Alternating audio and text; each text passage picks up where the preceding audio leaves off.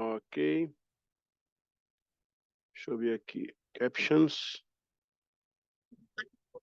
Agora sim. Muito bem, pessoal. Módulo 1, disciplina 3, aula 4. Hoje vamos falar sobre o dilúvio. Como eu venho explicando para vocês, a matéria do Antigo Testamento, ela com semana passada esqueci o cabo. Voltou. Voltou. Deixa eu ver se está gravando. Tá no ar aí, pessoal? Tem que estar gravando. Pronto. Ok, tá no ar. Olha, o Walter tá com uma luz sobre essa sua cabeça. Tem uma luz, Walter. Um brilho. Mas é a lâmpada atrás. Ó. Ok, vamos lá. Estamos ouvindo bem aí? Então o som tá bom? Então, como eu estava falando, essa matéria, essa aula, né? É a matéria, na verdade. A matéria inteira, que é o Antigo Testamento, ela é muito perto da história de Israel. Então, algumas coisas a gente vai ver aqui, vai voltar na história de Israel. Mas, assim, é que na matéria Antigo Testamento eu estou elencando eventos.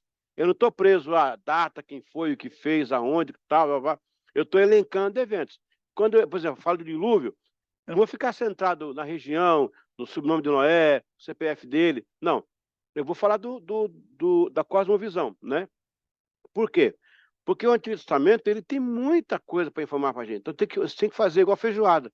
Tem que colocar as partes, diferenciar, até porque você consegue entender melhor os trechos. Então eu venho primeiro com os eventos que fizeram o Antigo, aí você tem toda aquela cosmovisão. Agora eu volto no segundo módulo, quando chegar a história de Israel, a gente vai fazer agora uma cronologia. Aí eu vou ficar em datas, locais, personagens, eventos, né? Porque assim você consegue fazer um campo de aprendizado lúdico bem mais tranquilo, entendeu? Eu já falei, a minha função é ensinar. Se eu não ensinar, eu não consegui meu objetivo, né? Que, aliás, é inspirar, né? É mais do que ensinar, é inspirar. Então, a gente vai estudar sobre o dilúvio. O dilúvio é uma coisa muito polêmica, mais polêmica com a gente mesmo. Vamos lá, vamos para cima. Ok.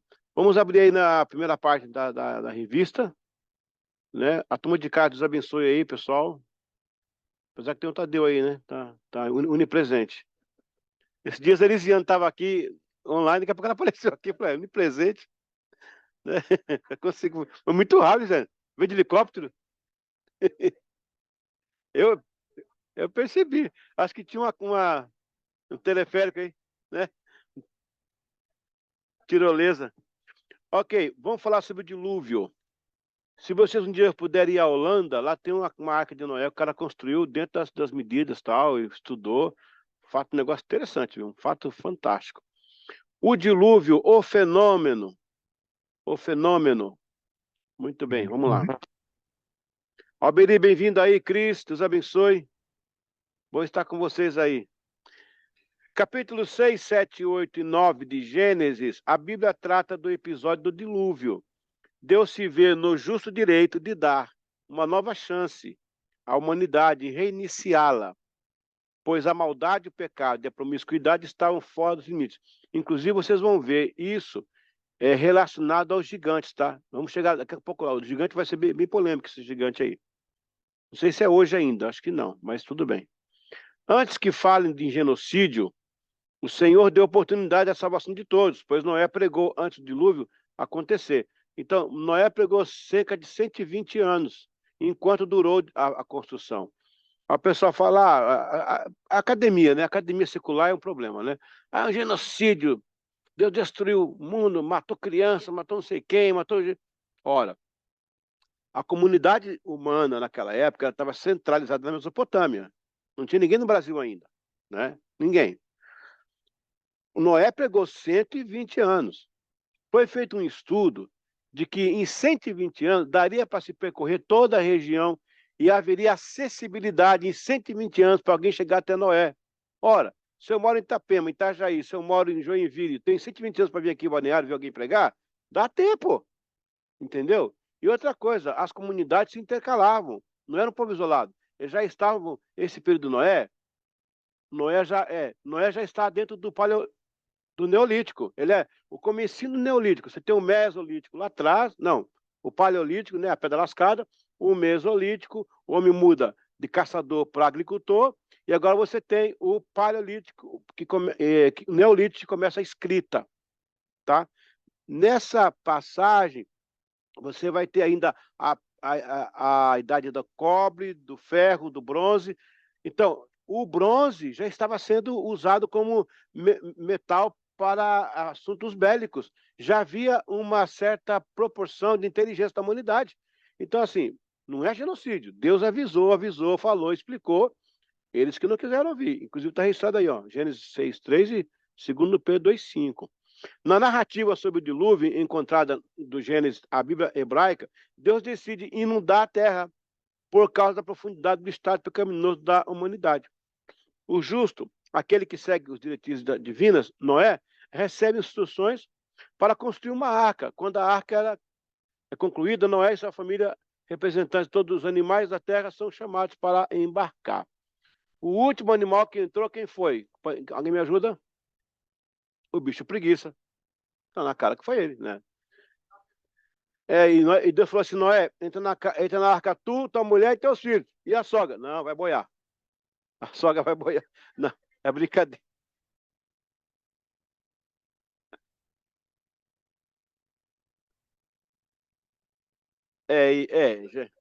É isso, a Mari já entrou de carrinho. A Mari já entrou com o voador no voador no peito já. Eu gostei, Mari, é isso aí. Mas nós vamos chegar lá, viu? Nós vamos chegar lá. Mas a sogra é brincadeira, tá, pessoal? A sogra é brincadeira, tá? Eu acho que Noé não tinha sogra, não, tá? A idade de Noé já estava sem sogra já, quer dizer, não tinha. Vamos lá. Ah, graças a Deus, você tá. É, Tarité, graças a Deus. Quando o dilúvio destruiu. É isso mesmo. Quando o dilúvio destruiu. Quando o dilúvio. A Vânia não tá nem aí. Quando o dilúvio destrutivo. Tá ligada, ela tá ligada, ela tá ligada, ela tá cantando ligada. Pensa, não. Lá chega em casa, ela vai conversar comigo. Quando o dilúvio destrutivo começa, toda a vida do lado de fora da arca perece. Após as águas abaixarem, todos aqueles a bordo desembarcaram e têm promessa de Deus de que nunca vai julgar a terra com dilúvio novamente. Ele mostra um arco nas nuvens, com um sinal dessa promessa. Para a academia científica, o dilúvio geral foi um mito, porque eles se respaldam nos escritos antigos e desta forma trata como narrativa. Na verdade, tal narrativa refere-se à grande inundação. Os mitólogos acreditam que várias divindades destruíram o mundo em um ato de retribuição à maldade. Ora, mas está na Bíblia isso aí, né? Isso tudo sob a premissa do poder da limpeza da água para o renascimento, uma espécie de batismo para um novo viver. Olha que interessante isso. Viu que interessante? Deus batiza a terra de novo para um novo viver. Olha que interessante esse negócio. Olha que pegada aí. Pegou a placa aí?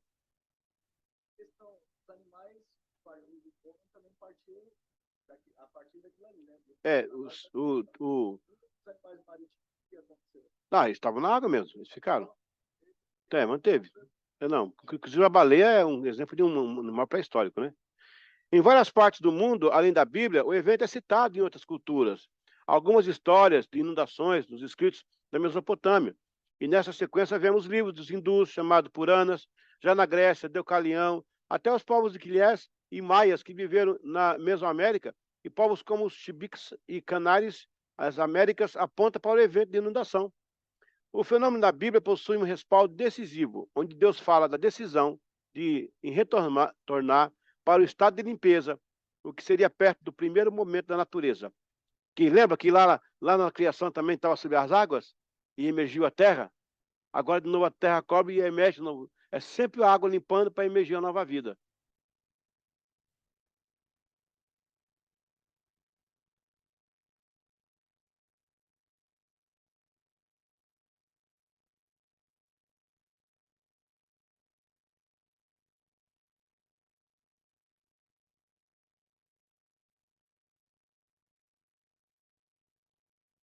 Pode ser, a gente pode chegar depois aí.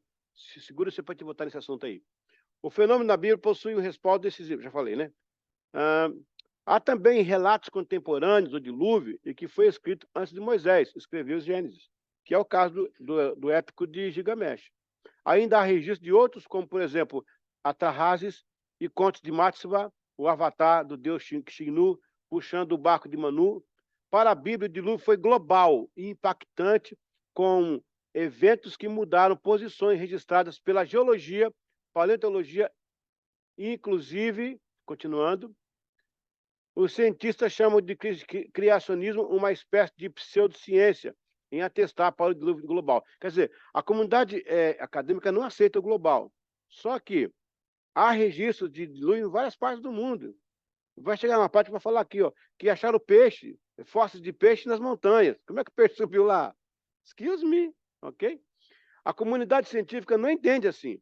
É interessante as narrações. O caso dos sumerianos, que seguindo o que está escrito no épico de Silsudra, um ser divino aconselhou para destruir a humanidade e que fizesse a embarcação, que quisesse para escapar podia ir. Veja só, entre os povos daquela região, alguém comentava isso. Olha, o Noé está pregando que tem um Deus que está destruindo. Tal. Aí, as comunidades que tinham seus deuses, o Deus Shiginu, o Vishnu, o Paranas e tal. Então, eles transportavam a pregação de Noé para a linguagem deles. Eles escreviam isso, porque depois foram encontrados alguns tablets. Eu não sei como encontraram também, porque o dilúvio devastou tudo, né? Mas encontraram. Não, eles escreveram antes. Inclusive tem um tablet que fala assim, ó, lá vem o homem chuva, que é Noé, que é um tablet da Mesopotâmia, lá de cima. Olha, eu não sei como foi achado esses tablets aí. Talvez Deus fez uma proporção que a água rompesse e segurasse uma caverna, porque foi encontrado, né? Hã? Não, a Bíblia fala que não. Primeira vez. Peraí, tablet, de argila, cuneiforme, Márcia. Não.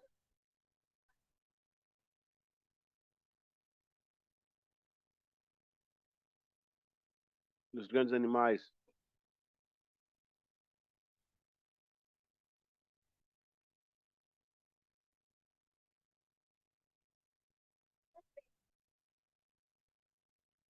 O Leviatã. Não lembro agora, mas Leviatã sei que que é bem falado.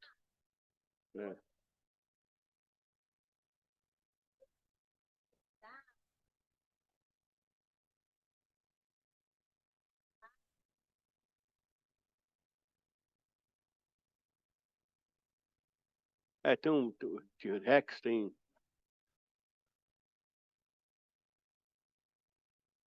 É, a Bíblia não fala. Quando ela não fala, não tem como respaldar. Mas, se foi encontrado fósseis, existiram sim.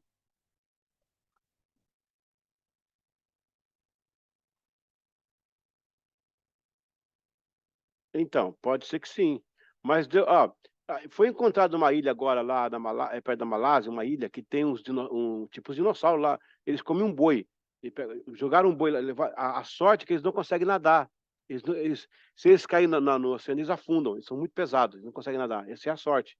E não são anfíbios, senão ia atravessar o oceano e acabar. Engraçado, é uma ilha que tem, aquela região Malásia, na Ásia ali, eles ficam ali, uns bichos enormes, mas é lagarto enorme.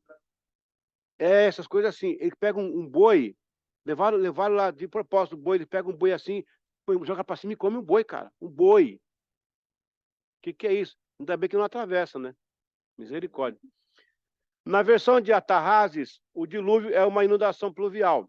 Igual eu falei, pessoal, as culturas da época falavam em seus idiomas, com a sua visão de seus deuses, a mesma coisa que Noé estava falando, que Moisés escreveu, que Noé viveu e Moisés escreveu.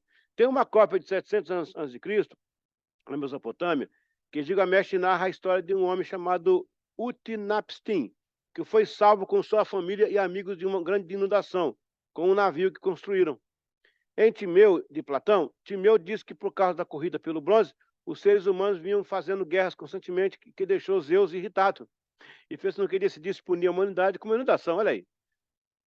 Então, Prometeu, o Titã, sabia disso e contou o segredo para Decalião, aconselhando a construir uma arca para ficar salvo. Isso quer dizer, qualquer coincidência, como é que é? Qualquer semelhança é mera coincidência, né? Depois de Noé, né? Depois de 9 noites e dias, a água começou a recuar e a arca desembarcou no Monte Parnaso. É interessante. A comunidade científica. Para os cientistas, fica difícil entender um dilúvio universal, pois tanto a geologia e a paleontologia ainda buscam evidências, tentando esconder os mistérios de Deus. Eles se apoiam em hipóteses. Um dia que houve um aumento do nível do mar após a era glacial, a outra diz que um tal meteoro colidiu com a Terra no Pacífico, provocando uma inundação tsunâmica. Isso aconteceu há 3.000 anos, 2.800 anos atrás. O problema é que, na época, não tinha um satélite para registrar mundialmente o evento. Porém, a comunidade científica precisa explicar as evidências técnicas, como, por exemplo, pesquisas arqueológicas em Tel Farah, no Iraque, onde mostra possíveis inundações. Muitas cidades sumerianas possuem camadas sedimentais, fluviais, e elas datam de 2.900 a.C.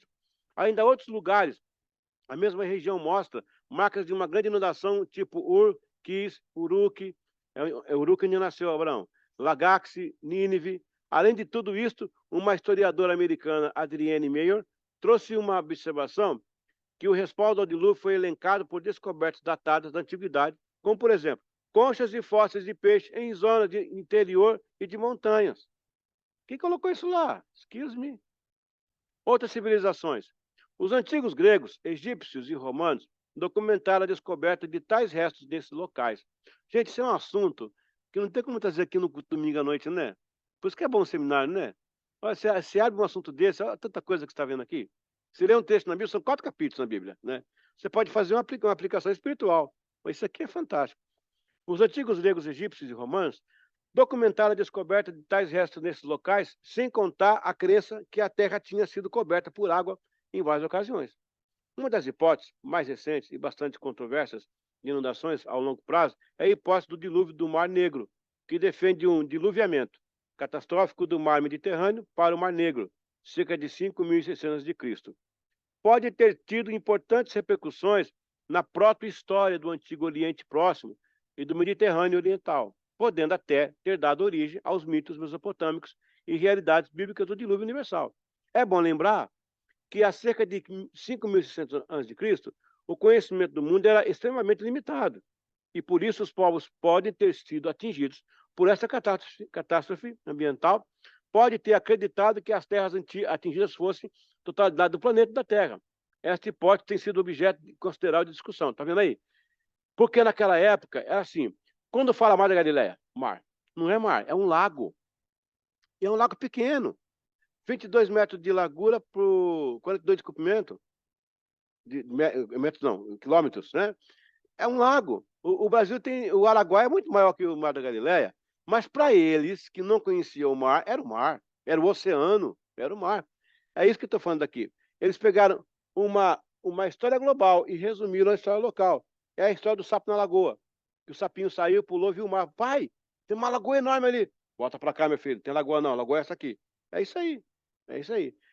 A hipótese literal de um dilúvio mundial, como descrito em Gênesis, é incompatível com a compreensão moderna da história natural, especialmente a geologia e a paleontologia. Mas para quem crê na verdade bíblica, foi global e físico. Ponto. O ponto é meu, tá, gente? A ênfase foi minha. Importante, quando o professor de faculdade e universidades trazer a ideia de que se outras civilizações já falavam e então a Bíblia é uma falha, sendo Moisés um plágio, então faça a seguinte refutação. A Bíblia traz 4 elementos da verdade, da veracidade histórica. Primeiro, ela fala o personagem, o nome. Os outros não falam, tá? Dão lá um apelido, mas não fala assim o nome da pessoa. 2, fala o local geográfico. Fala do evento e fala da data. Então a Bíblia é precisa. Os contos de Gilgamesh, Epopeia de Romero, de Hesíodo, é tudo subjetivo. É tudo assim. Ah, aconteceu um negócio assim, tal, lá um casal lá num jardim. Mas a Bíblia fala Adão, Eva, no local, papapá, tal data. Os contos, as epopeias, os poemas, etc., falam em indícios, evidências, que ao invés de refutar a Bíblia, muito pelo contrário, corroboram para a exatidão da mesma. A Bíblia fala em Noé, mostra nomes de locais, cuida do evento e data o acontecimento. Tudo isso é provado pelas próprias pesquisas acadêmicas. Então não há dúvida A dúvida que tem no mundo hoje é se o caso Gardel era uruguaio ou argentino, isso aí ninguém consegue resolver. Mas aqui tá na Bíblia também, claro. Na Bíblia também. Aí. Ah, sim, eu pensei que era o caso Gardel que você ia falar.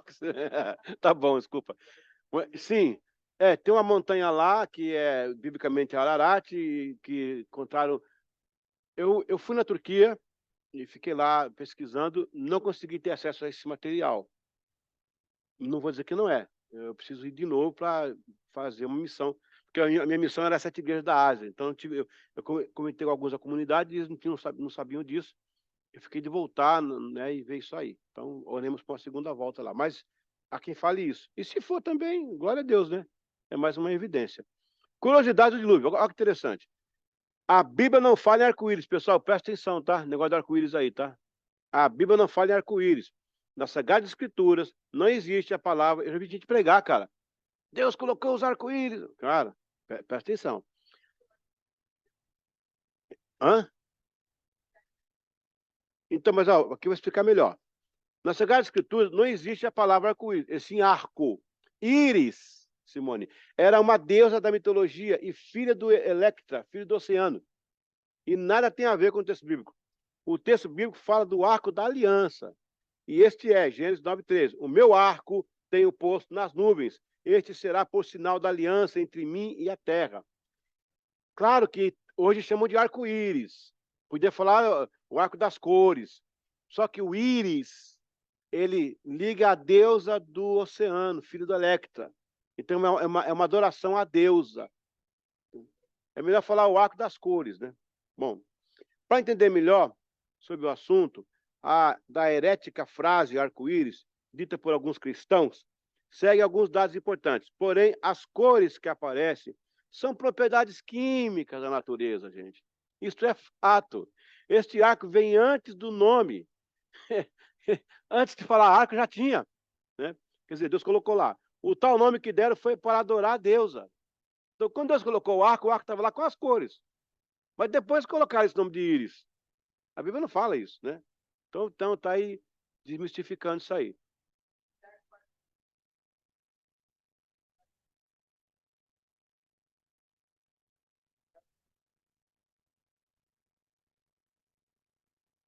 Né? Pois é, tá vendo? O arco sim, o arco.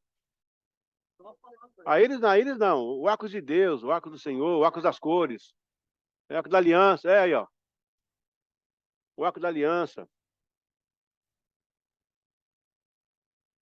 Ó, havia uma arca que era de Noé que representava a graça de Deus, tá? Deus salvando hoje a igreja.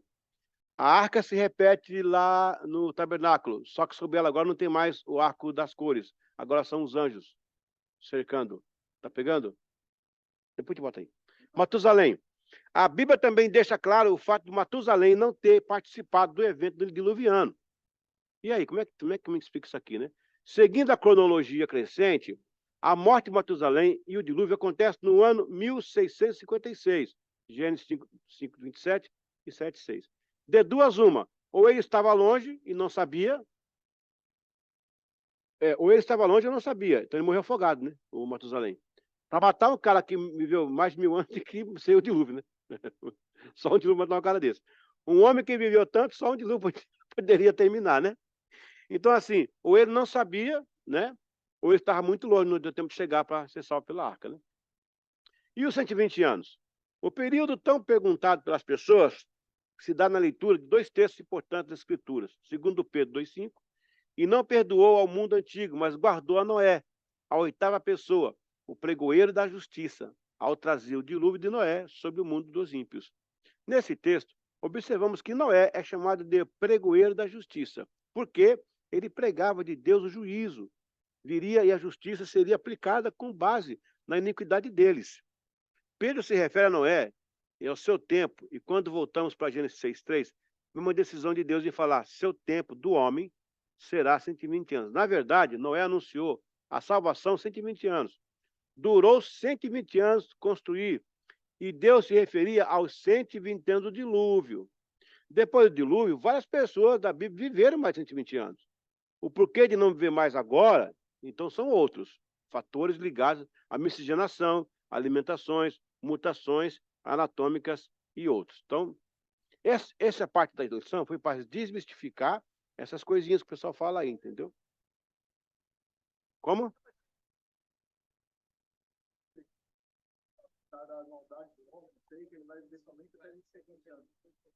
Não, é nessas passagens que fala isso. Mas se refere ao. Então, porque vai vir o dilúvio, vai matar. Em 120 anos eles morrem. É interessante. O pessoal pegou isso. Então, porque depois tem o salmo que fala assim: o homem dado a viver a 70, depois disso vem enfado e cansaço. Mas não é o contexto do dilúvio. Ali que o homem iria morrer com 120 anos, porque ia vir o dilúvio, né? Exatamente. Sim.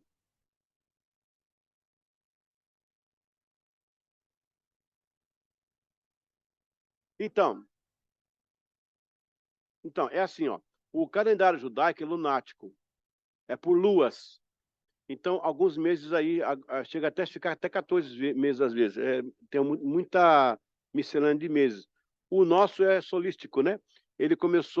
O nosso começou com uma ideia grega, não se sabe quem foi, 3 gregos já começaram. Depois, o Júlio César, em 44 a.C., pegou e pediu esses gregos para clarificar isso. Ele fez o calendário para o Império Romano. O Júlio César é um cara muito preparado.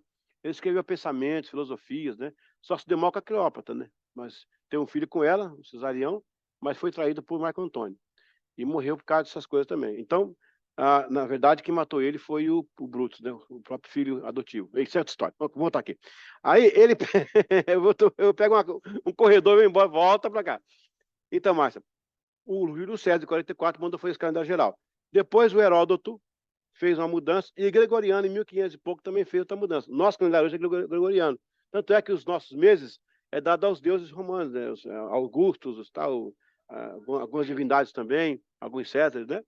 Então, assim, essa mudança houve. Inclusive por causa do sábado judeu também, tem a confusão aí. O que o pessoal faz? O pessoal pega o de hoje e faz uma medida retroativa para não ter que ficar nesses detalhes, porque quem sabe passou um ano que ninguém contou também. Olha, uma época que o pessoal. Hoje você perde a noção se você bobear. Naquelas épocas antigas, olha, são 5, 6 mil anos. Quem sabe algum ano alguém não contou, passou batido. Então, na verdade, o que é melhor fazer, a gente fica com ela, né? E a gente joga a nossa ideia atual dos anos em cima para a gente ter um entendimento. Porque se você for a fundo, você começa a confundir a cabeça.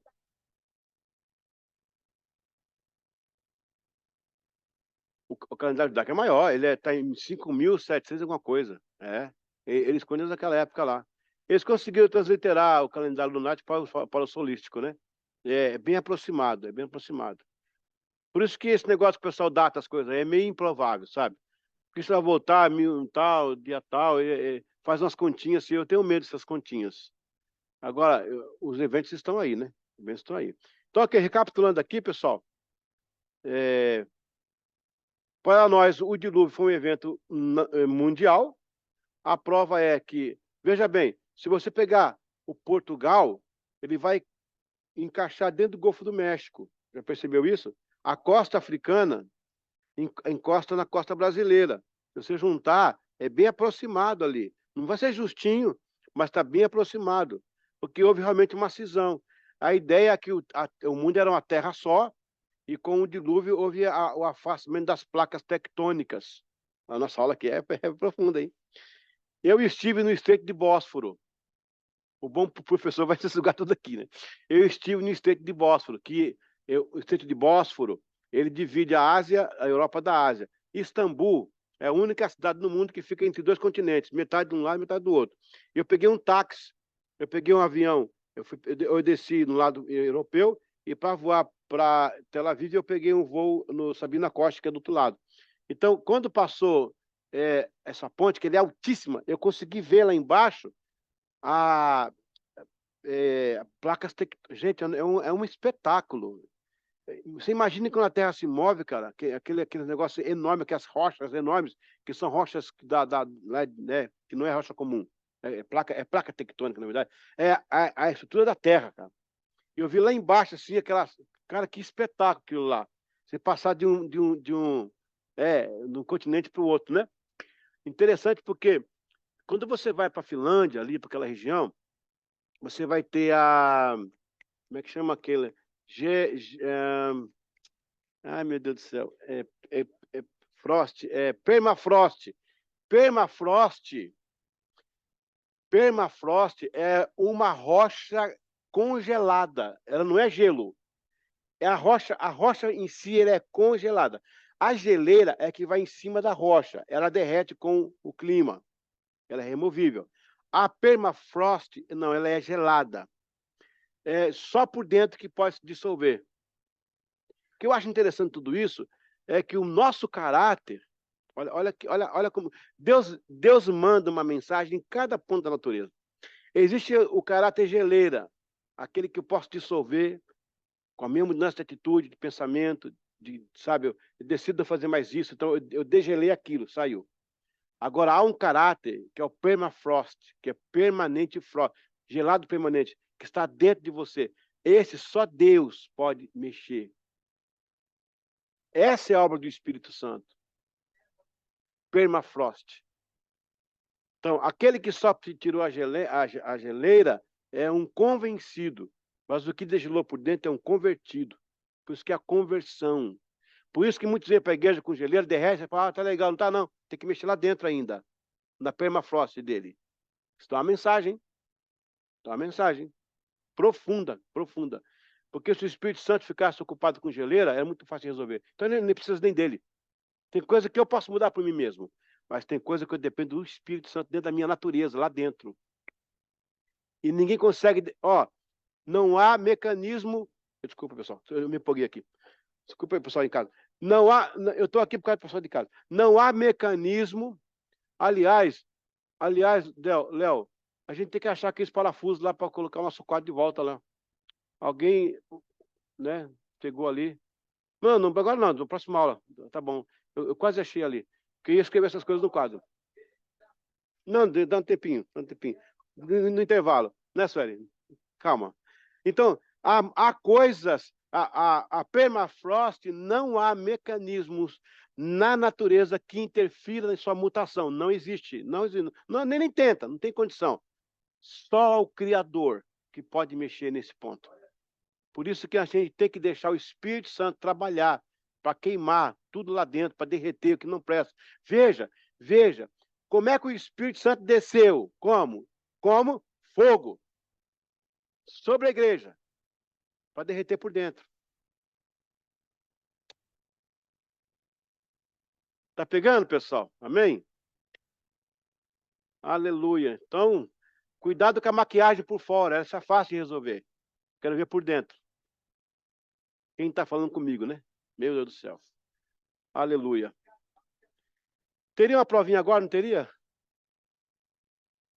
Né, Márcia? Espera aí, eu acho que eu vou achá-la aqui. A prova.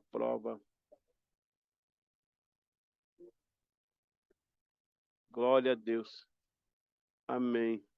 Deixa eu ver se eu acho aqui rapidinho. Tem uma prova aqui. Se eu não achar aqui, a gente manda depois para você fazer. Gente, aqui. É, é no final, né? É no final, verdade. A nossa coordenadora pedagógica lembrou que é no final. Muito bem. Alguém em casa quer comentar alguma coisa? Que o pessoal está falando demais hoje aqui. Mas é isso mesmo, tá? Faz parte. Walter, tudo bem, Walter? E aí? Tudo tranquilo, não? Tá excelente Tranquilo? ali. A gente tá.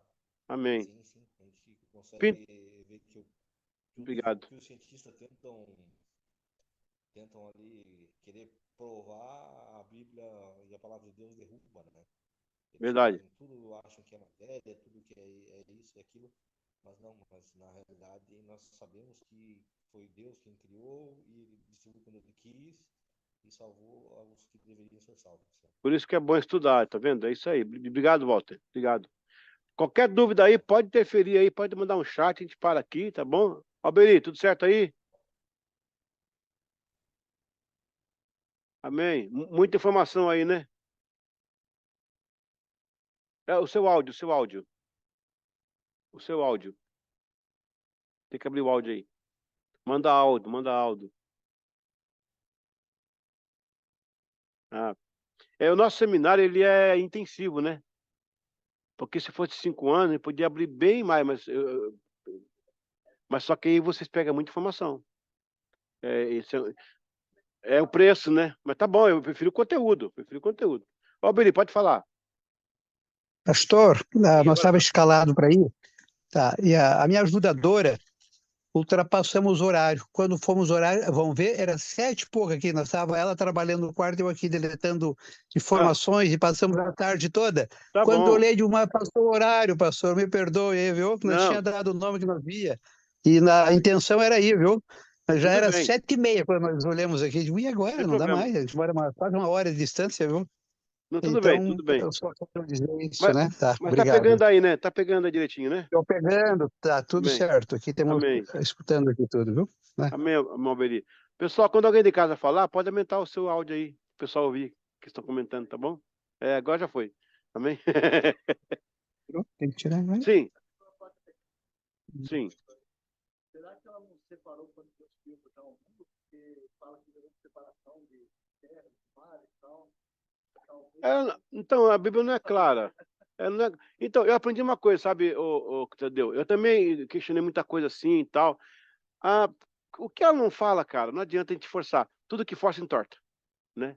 Aí você não fala, isso não é claro. Dinossauro, não é clara, não é clara. Ela fala em grandes animais, em bestas animalescas, essas coisas. Ela fala isso. A questão também da Terra aí. Bom, se você vê pelo lado da metafísica, se você sabe, se você olha o mapa mundi e vê que as dimensões cartográficas elas são similares nas encostas, significa que logo, isso é metafísica, houve uma divisão, porque o encaixe é perfeito. Veja Portugal, encaixa direitinho no Golfo do México, cara. As costas brasileiras, né? Então, assim, e a parte da Ásia ele também vai juntando ali. É interessante isso, mas ela também não fala. Então, a gente fica no campo da evidência, porque lembra que eu expliquei para vocês a evidência, o campo de estudo, o campo científico, a teoria e a tese e a lei, né? O que significa que ela teve alguma coisa que, inclusive Califórnia, eu fui pastor, gente, eu fui pastor coast to coast, chamado coast to coast. Eu fui pastor em Nova York, eu fui pastor na Califórnia, lá em Norte Hollywood. A minha igreja era do fundo, aquele filme Vovozona, naquela igreja ali, eu fui pastor naquela igreja. Porque ali era a igreja americana, eu fui pastor brasileiro, né? Do filme, aquela igreja eu preguei ali várias vezes. É do filme, do Vovozona, do filme. Eu preguei ali várias vezes, fiz louvor ali, tudo, durante 2 anos fui pastor lá, em Norte Hollywood, da igreja brasileira. E tinha a igreja americana, aquela igreja que gravou ali, mas não era igreja, ali era um pessoal, era figurino, né? Figurino. Fui pastor lá em Los Angeles e fui pastor em Nova York, fiz coast to coast, né? Os dois. Então é interessante. Gente, já rodei pra caramba. Já pensou? E tô rodando ainda aí, ó. E essa foi rodar comigo, já pegou uma guerra, ó. Já pegou uma guerra. A Vânia comigo lá tirando o selfie em Berceba e a bala comendo lá atrás ainda. Só por Deus. Não é pra rir não, porque a coisa é feia, mas é interessante, né? Se não fosse trágico, né? Seria cômico.